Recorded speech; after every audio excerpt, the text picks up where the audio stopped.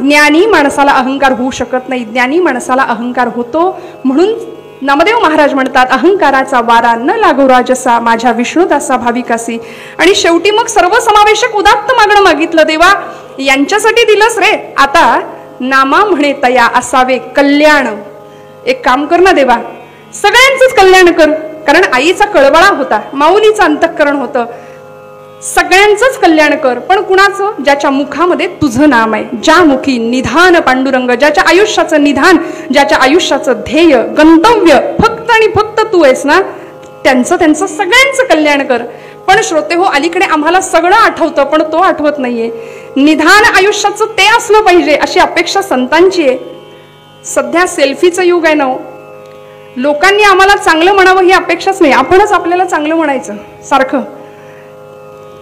त्यामुळे या सगळ्यामध्ये आम्ही इतके अडकलो आहोत, माणूस माणसापासून दूर जातोय.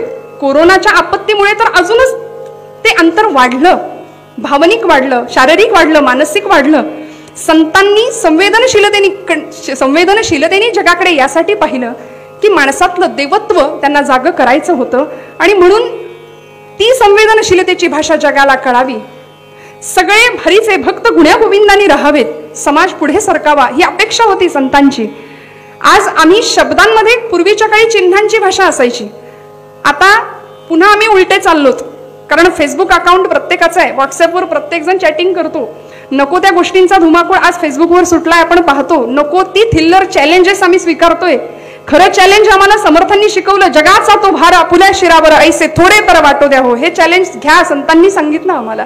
पण आम्ही नको त्या गोष्टींमध्ये, आजूबाजूला इतकं मृत्यूचं भीषण तांडव सुरू असताना सुद्धा ती थिल्लर गोष्टींमध्ये गुंतून राहतो. याचा संतांना खेद वाटतो. श्रोते हो, पांडुरंगाला कळवळून आर्जव करतात की बाबा रे, या सगळ्यांचं कल्याण कर, यांना बुद्धी दे, या सगळ्यांचं कल्याण कर, ज्यामुखी निधान पांडुरंग.